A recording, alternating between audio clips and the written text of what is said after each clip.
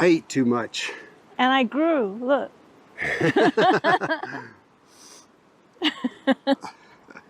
I never thought I'd find a donut that was too sweet, but I think I finally met my match. I couldn't even eat half of it. I ate her half too, but I think I'm gonna have to throw the other half, the other bunch of the donuts away. Hey, Linda and I left our camp near Happy Jack, east of Laramie this morning. Had a bunch of stuff we had to do. Had to tank up with water. Had to gas. Get gas. Had to do laundry. Get groceries. Yeah, but now we finally hit the road, heading back down into Colorado to resume the trip we had started through northern Colorado. So I don't know what's going to be in the rest of this video, but hey, we never know. Whatever's down the road, we'll just have to find it.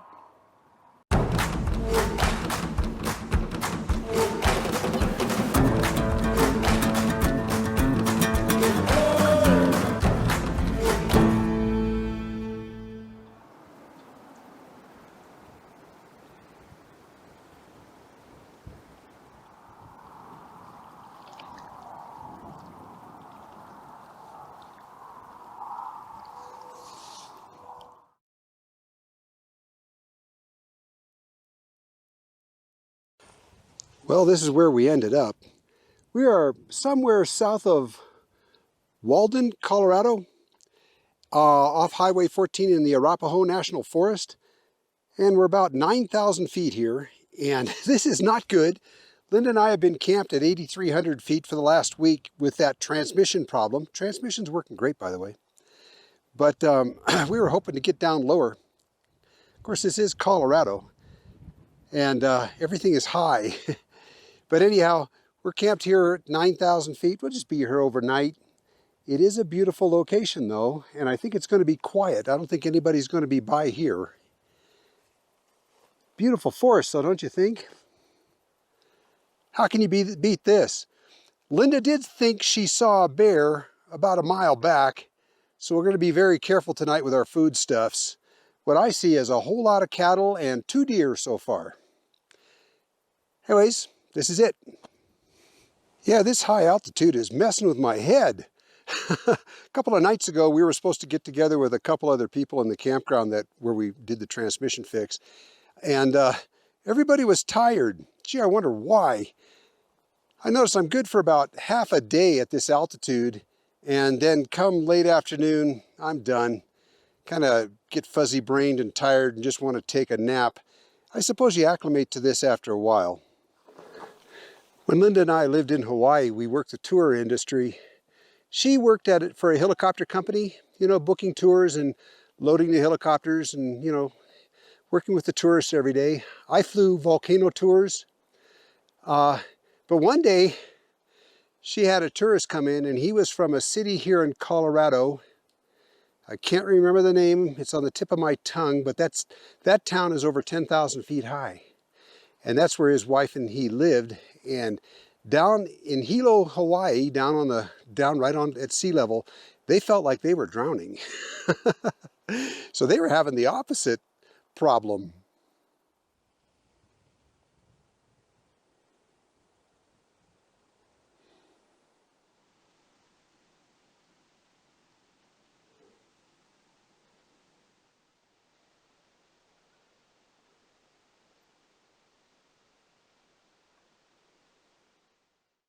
We stopped in Walden, Colorado.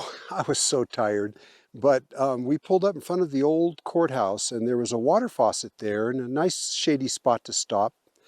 How in the world did they get those huge sandstone columns there? Where did they ship them from? Where did they make them? I mean, they're gigantic in front of the courthouse, these massive columns. Of course, built back in the late 1800s. Anyways, I digress. I took a nap behind the steering wheel. I was so tired. And I literally did fall asleep for a few minutes. And then I got out and popped the back of the car open and started making coffee. And then Linda noticed that behind the courthouse, there was a deputy sheriff or something. And he was standing there watching us the whole time.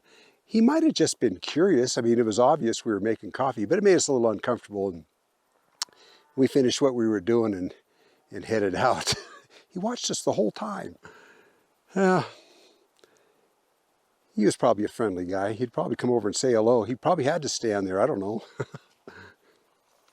I don't think he was being mean or anything. I just think he was curious. You know, what are those people doing in the back of their car right in front of the courthouse? Of course, it was on a very quiet back street.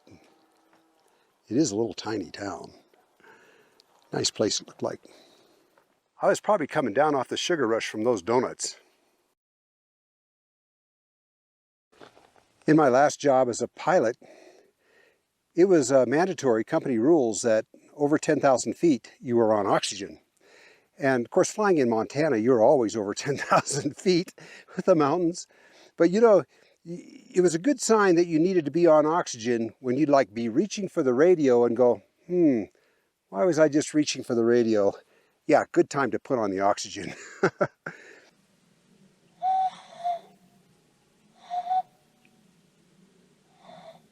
You have an audience. I'm trying to call the cows in. I think I'm using the wrong call. I thought you were waiting for them to applaud. You can't do this.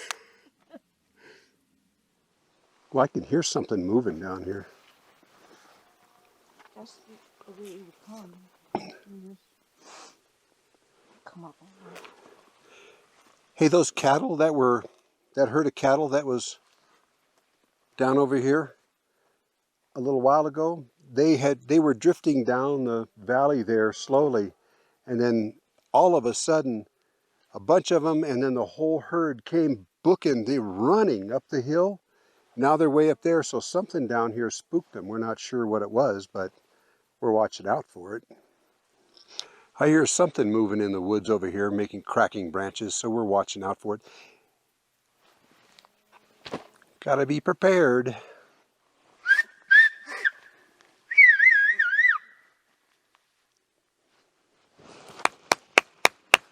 Hey, bear! The best outcome is that we see nothing.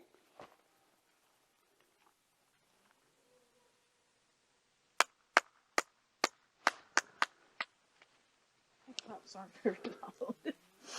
But those cattle were running from something, that's for sure. Yeah. They were spooked. Boy, cattle don't like to run. Could be wolves too. There's wolves around. Coyote.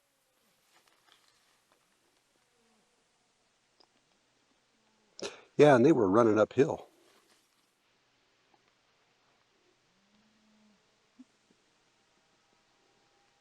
You hear something? Don't know. And that was my stomach. Your stomach was growling.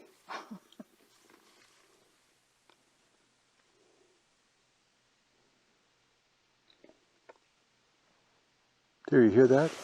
Mm-hmm. The cracking down in there? Mm-hmm.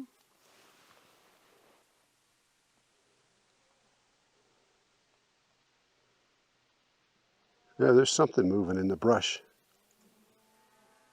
That was my stomach. Will you tell your stomach to stop growling? Yeah. Oh, wait.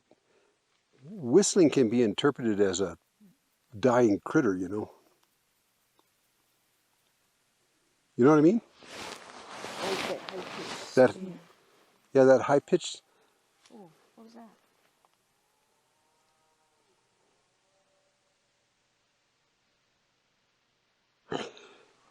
Whistling to make noise in the forest isn't a really good idea, because if it's a high-pitched whistle, a bear can mistake that as a screaming rabbit, you know, a dying rabbit or something like that, and they'll actually come to that. You got to be careful with that. So clapping is best, you know. Bear or a wolf? Or... Yeah, a bear or a wolf. Coyotes and wolves will come to that too.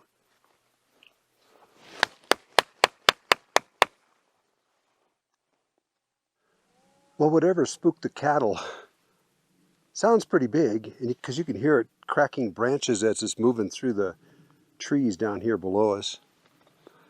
And the other thing is, it's not running off, which means it's not afraid of us either. So we just have to be aware. And we're going to go to bed pretty soon anyway. Close the door. Lock it.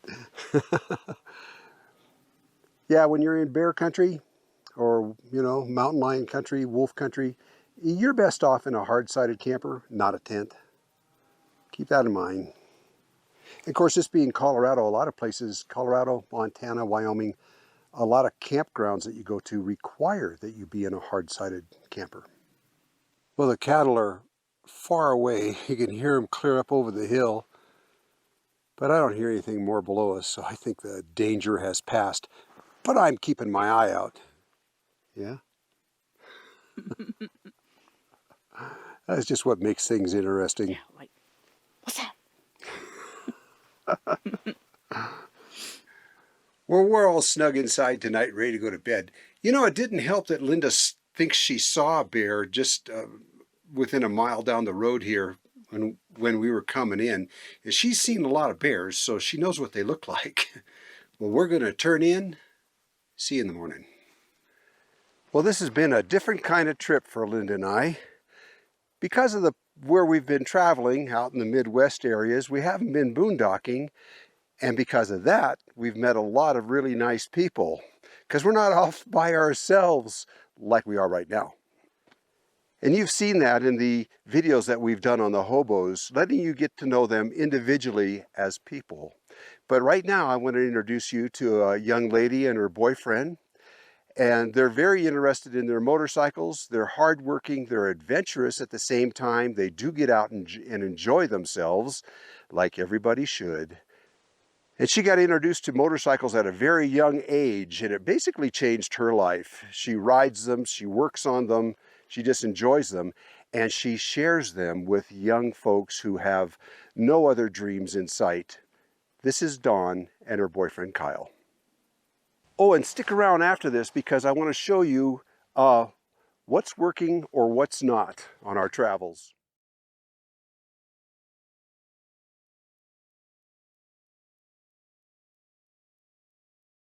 Well, I'm here with our neighbors at the campsite. This is Kyle and Dawn, and you can see their motorcycles here. I used to ride dirt bikes when I was younger, and miss doing it my age. I'm not going to start that up again, but I wanted them to show you their bikes. If you guys don't mind, stick around for this one. Well, Kyle here is getting started in riding, and it's Dawn that's teaching him how. How long you been riding, Dawn? Let's see, I'm going to be 31 in September. I've been riding since I was 4, so well over 20 years. What were you riding when you were 4? My first bike was a little Honda 50. It was actually in my bedroom when I woke up on Christmas morning. Impressive. Your dad must have been quite the guy. Santa Claus somehow figured out how to get it down the chimney that we didn't have. So you actually were able to ride that when you were 4? Mm-hmm. My brother was actually 3 when he started. We got a decent pair of hiking boots and one of those like one body piece overall suits from Carhartt and helmets, and that's where we wear. Yeah, that's really cool. So I'd like to know more about your bikes if you want to go into that, and just feel free to say what you like and tell us what you're doing here.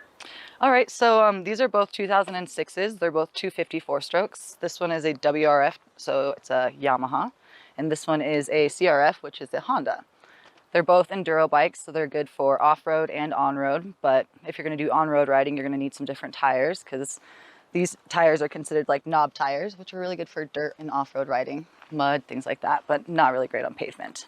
A little rough going down the road? A lot rough. If you check out the front end, you can see when you ride them on pavement, you actually start to rip off some of the knobs. So definitely in need of some new tires for next season. Yeah, gotcha. Where are you guys riding around here? Well, we mostly just rode around on the just access roads around here. There wasn't really much trail riding that we found that was going to be conducive for the levels that we're at right now. This is a new bike for me, so I'm still practicing and learning it, and this is his first bike, so we want to make sure we didn't come out here and die. Yeah, you know, I see people riding, and I remember how much fun I used to have, and I really envy them. And then there's the Harley thing too. That's always appealed to me also. Yeah. I used to have a road bike. I had a Honda, a brand spanking new Honda 450 I purchased way back in the early 70s, and I rode it all over. It was a road bike. I just loved it, you know, traveling with just a small bunch of gear and staying in really old hotels that I could afford. Questionable, maybe. You know? Anyways, it was a fun way to travel. You know, back when I started riding, and even when I was riding dirt bike back in the 70s, it wasn't even common to see us wearing helmets, let alone protective gear. Show us what you wear.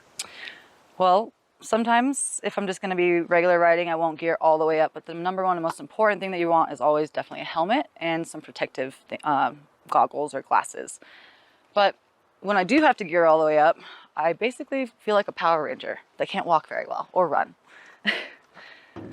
First, we start with a really nice boot that doesn't bend. So if you do happen to come off a jump or something really hard, you don't bend your ankles forward, let alone hit your shin on something really hard, a tree or a rock, you don't break your bones.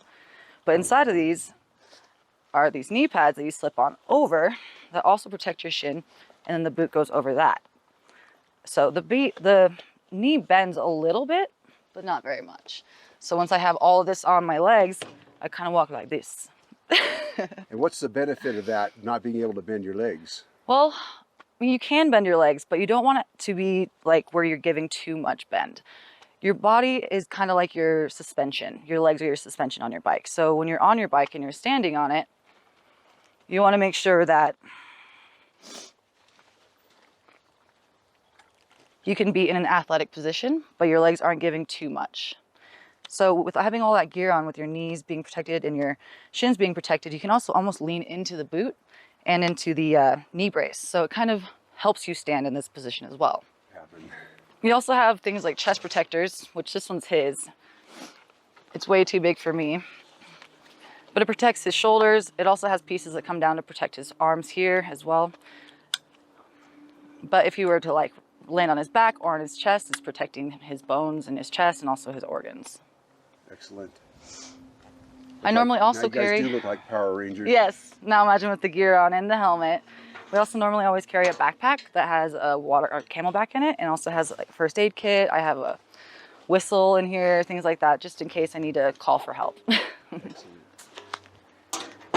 You mentioned to me that you also teach people how to ride. Do you want to talk a little bit about that? Yeah, I'd love to. So I was an instructor for a program called NIPM. It's the National Youth Motorcycle Program. Project, sorry. And we would actually teach them how to ride Hondas that were way smaller than this. It was sponsored by Honda and Friends. It's an organization that started in the 70s in, I believe, New Mexico, maybe California. But they still have programs all around the United States that are still running. They teach at-risk youth kids between the ages of 10 and 18. So the bikes range between like a 50 or 110 to a, I think they're running 125s now as well, but not much bigger than that. So this is about twice that size. You can do a lot on a 125. I've seen it done. Mm-hmm, you can. Yeah. The little kids, though, they're the best. When it comes to riding, you'd think they'd be really terrified at first, but they're all about it. Getting ran over by one of them isn't that much fun, though. Even though they're little, they still hurt. Does that happen often? Not very often, because it is all about safety, but it's also teaching them, you know, responsibility and how to be a safe rider, which is very important. But sometimes they do get a little willy-nilly and grab onto that throttle, and I'm standing right there. So this bike is super fancy. My dad actually is the one who put it all together for me. So there's some things on here that I don't even know how to use yet. We have blinkers. I have everything from an electric start to also a kick start on it. Just in case the battery does die, I can actually still kick start it and not get stranded. But what I think the coolest thing about it is that it actually has its own little computer on it, and it's very fancy. Back in the day when you were riding, probably, none of this existed. All I have to do is simply hit the on switch, and it turns on this little brain box here, and I can switch to the modes. And it will track where I've been, how far I've been. It tracks also the temperature and also my mileage and how fast I'm going. So that's a GPS too? Mm-hmm. And all you have to do is click through it. I'm not exactly sure which buttons I have to hit Yeah, you're to still use it as learning that. to use it, right? Yeah, it's very high tech. Very cool. Yeah, I'd like to hear this bike. Okay, so in order to start it, especially when it's cold, around on the other side, the first thing you have to do is turn on your gas. There's a little arrow that indicates on, off, and then if you flip it all the way the other way, there's your reserve for in case you run out of gas. You have a little bit left to get hopefully back to home. And then right down in here, there's a little lever called the choke, and you have to pull it out.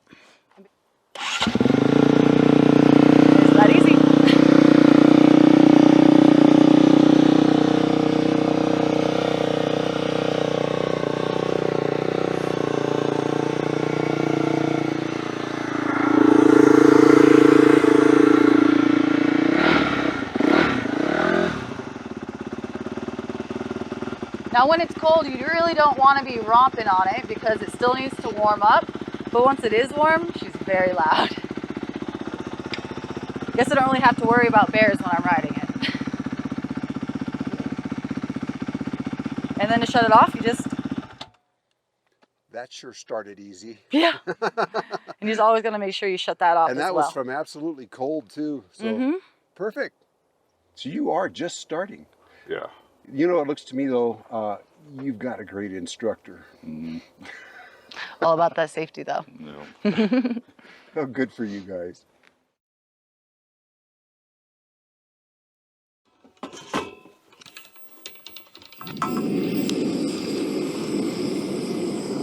Do you see how easy that just lit this burner? I'll talk to you about that too.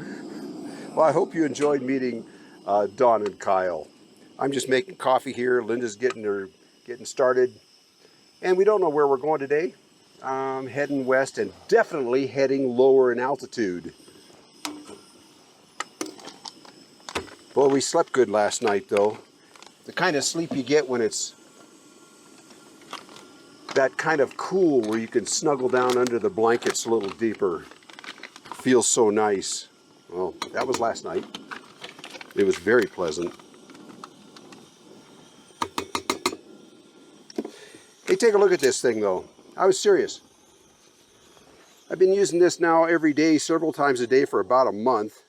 I started out using it at home. We used it on a previous trip too. But it's one of those piezoelectric, or it's not piezoelectric, it actually has a little spark that goes, you're not going to see it in the sunshine there, but there's a little spark that goes between those two electrodes. And it doesn't matter how cold it is, and it doesn't matter how high in altitude you are, the thing just works all the time. So it's very nice, and it's also long enough to reach down into our propane stove inside the trailer. So we're not fighting with those butane lighters anymore that when they get too cold they don't work, and when you get too high altitude they don't work. This works all the time. It's made by TroPro, T-R-O-P-R-O, and I'll put a link to it in the video. I just want you to know something that I like, and in this case I like this. You turn it on, and then you just flip this forward and it goes. We have one that we keep out here with the cook kit, and one that we keep inside with the heater. And for something that didn't work, I had to raise this burner up like I've had them in the past, because it was sitting down, and I like the way that the stove gimbaled. It was naturally, before we had them raised up on these studs like this, on these bolts. But then I bought this new burner, and I didn't have a drill with me at the time, so I couldn't do it. And I like the way that it did this, but it was scorching the wood here. So a couple of days ago, I have a drill this time, and I raised it up on these bolts.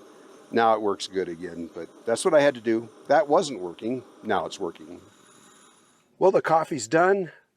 Let me go show you something else we're real happy with on this trip. Well, this morning when we got up, it was only about 40 degrees in here, so it was nice to have this stove again. You know, I've shown this stove in several other videos, and I've touted how great it is, and man, let me tell you, it is so nice. You guys, if you have room for a vented propane stove like this one, this one is very reasonable. I think it's like $250, or you can buy the real fancy marine ones for starting at about $1,000. But we're just so happy with this. And it is vented, so it doesn't put any moisture into the air. You do not have to vent through your roof. The stove manufacturer, which is New Way in this case, says that you can just go up a couple feet and out through the side of your trailer. You don't have to go up through the roof. Mine goes through the roof because I originally had a wood burner in here.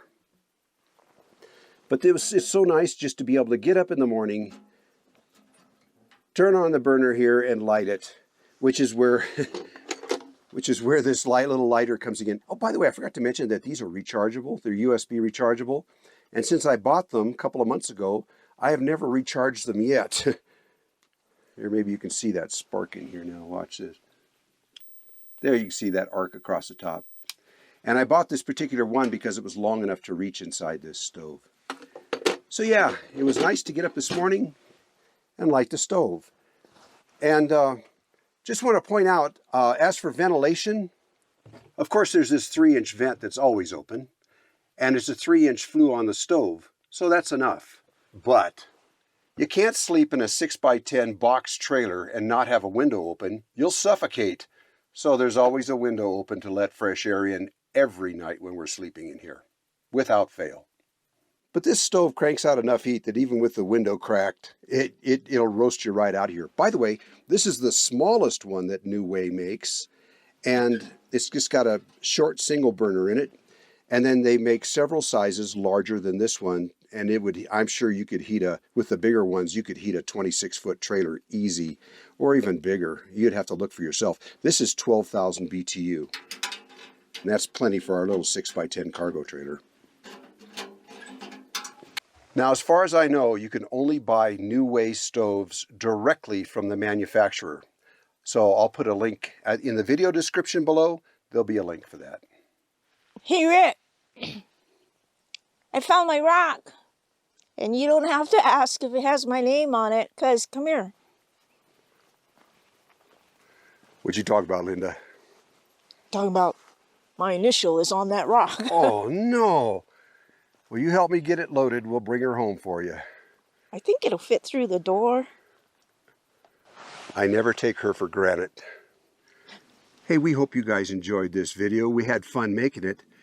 And that's the truth too, because we were stuck for several days with that transmission repair, and it feels so good to be out again. So listen, that brings up something. I did a video a long time ago, and it's entitled, "It's Your RV, Know Before You Go." It's a good one.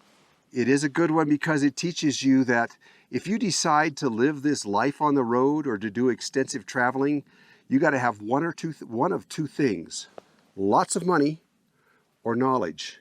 And knowledge is cheap to come by. And you need to have the knowledge to know what's wrong with your outfit before you take it into a shop so that you don't get ripped off. Mm-hmm. And that's what the video is all about. It's your RV, know before you go. I suggest you watch it. There'll be a link to it in the video description down below. Well, you about ready to hit the road again? Yep. Yes, I am. You got that rock loaded? Yes, I did. All right, you guys, you know what to do. Please like, share. We need your subscriptions. It makes the channel grow. And when you give it a thumbs up, YouTube sees that and then starts recommending the video to other people. That would be nice too. Hey, see you around. Aloha.